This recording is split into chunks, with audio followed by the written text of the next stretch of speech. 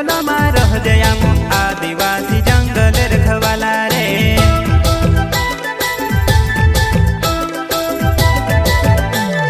चल जंगल जमीन काजे पूजे रे आदिवासी दुनिया ने रखवाला रे।